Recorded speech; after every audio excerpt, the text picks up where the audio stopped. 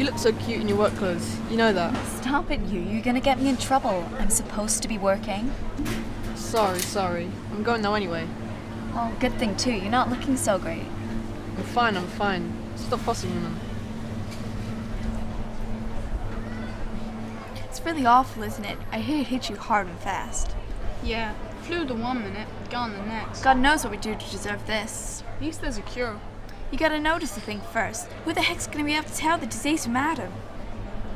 Are you guys talking about that disease thing that's been on the news? Yeah, a friend of ours got it a couple of weeks ago. He looked a bit under the weather for work one day. Then he didn't come back. Or the day after that. Or any since. Damn shame. Rose Pullman, waitress at a local diner. Real cute young thing and absolutely devoted to her husband.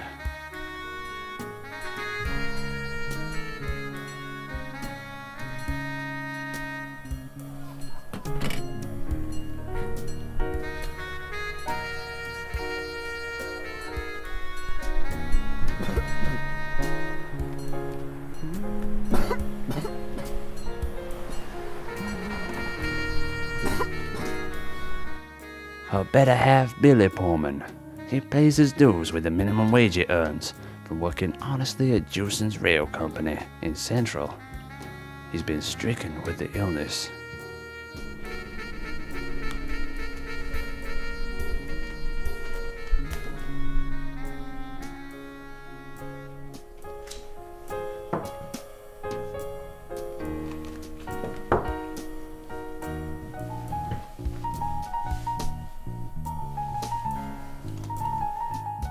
James Dickerson, a high-flying businessman and founder of Dickerson's Rail.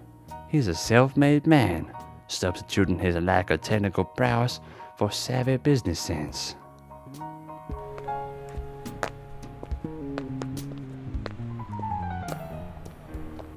If James is a self-made man, his wife Elizabeth is a man-made woman.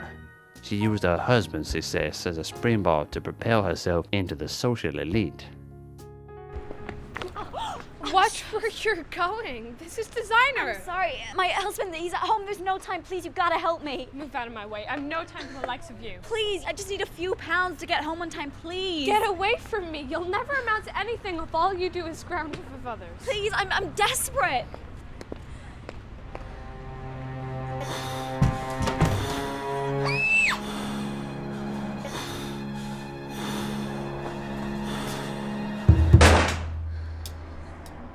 Are you alright, ma'am? Billy. The American Dream is the fastest, most efficient train in all of the West, and it's going to be departing from my station. We'll be even richer. Money isn't everything, my dear. The prestige this will bring to the Dickerson's Rail Company will establish us at the forefront of steam engineering.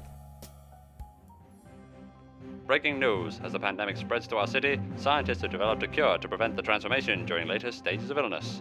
However, this cure comes at a hefty price, limiting immunity to those who can afford it. And then she had the audacity to ask me for money. Dreadful woman. So, did you help her? Oh, James, but don't be so silly. Why, everybody knows women of that ilk over-exaggerate things all the time. She's probably fine.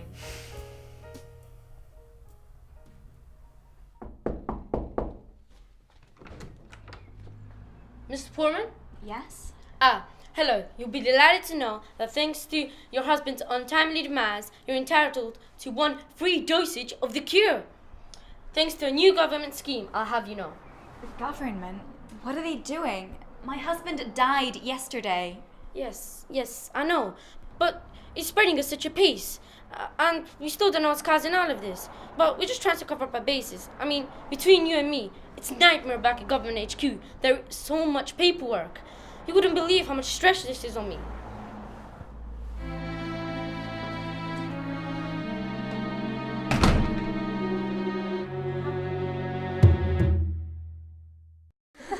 Oh, Diana, your shopping trips always cause such a commotion. I'm surprised your valet hasn't quit yet. Oh, did I not tell you? The most awful thing happened to poor Albert. He transformed a few nights ago. Oh, that's absolutely terrible. Now I'm going to have to try and find a new valet. It's going to be so hard to try and find someone as loyal as Albert. He was an absolute darling. Indeed he was. But Indulge my curiosity a second, dear. Why did he not buy a cure? I believe he couldn't afford it. Talking of transformations, I'm visiting Anna later on today. Oh, Anna! Do pass on my condolences. The poor flower has been through a lot recently. The last thing she needs is to be taken away from the shop for a week, being told by doctors she needs bed rest. Well, at least if she lets the transformation happen, she'd get a lovely new coat. Please, if you don't lend me the money, I'll transform. I'm sorry, sir, but the new government policy outlines no new loans and secures development. Next, please. I have my darling wife at home. I don't want to scare her. Ma'am, you've got to understand. You've got to help me, please. I'm sorry, sir. Now move along. Next, please.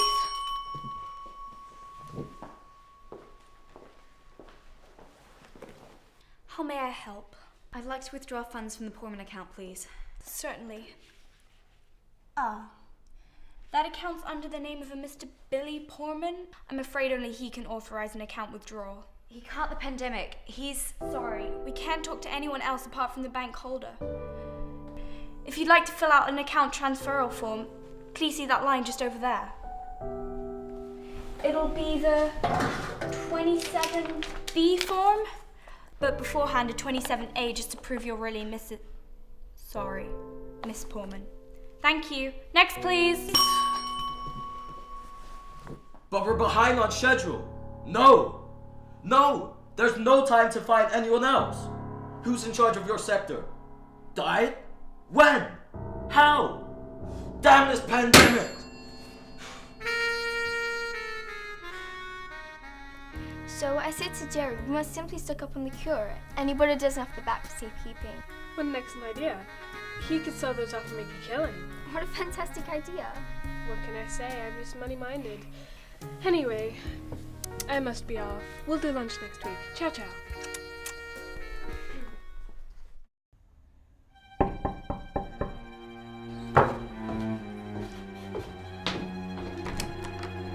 Rose, I just received my notice of your eviction from this residence. Yes, but if you could just give me a little more time. I can't keep you here without payment any longer. But Billy... I'm aware of the tragic circumstances we are currently faced with, but I cannot allow compassion to disturb my business.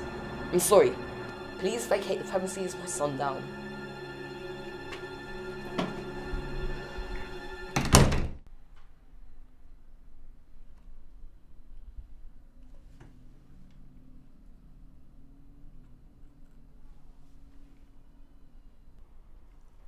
Hillary, over the past few days, how much have we lost?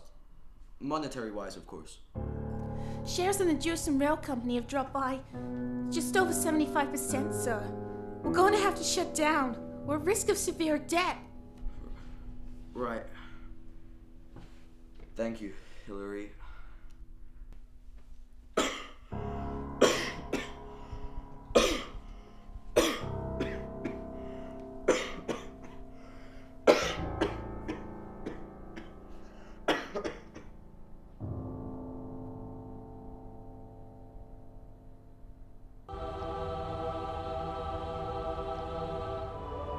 Speak, my child, if I may hear you.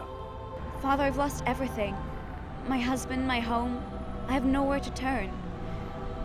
I wish to give up. Give up, child?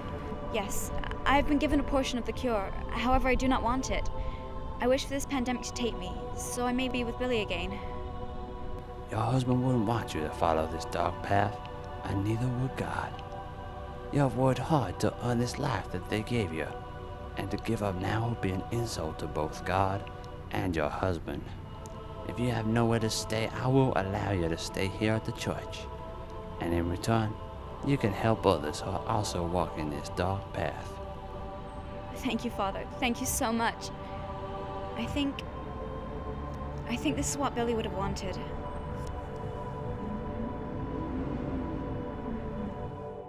I know my husband isn't here, but I really need to withdraw some money. It's not that, Mrs. Jewson. Your account's empty.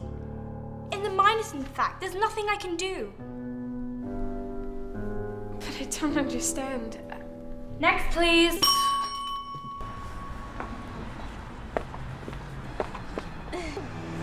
Anna, The cure! You must have a spare one for dear James. Oh, Elizabeth, fantastic news. Jerry sold them all made a pretty penny too. With a lovely sailing boat off to cruise in next week. I'm sorry, but you must help my husband, please. There's no time. Now you mustn't go begging around the streets, must you, Elizabeth? But I just need a few pounds to get to the hospital on time. See you next Wednesday, Elizabeth. But I'm desperate.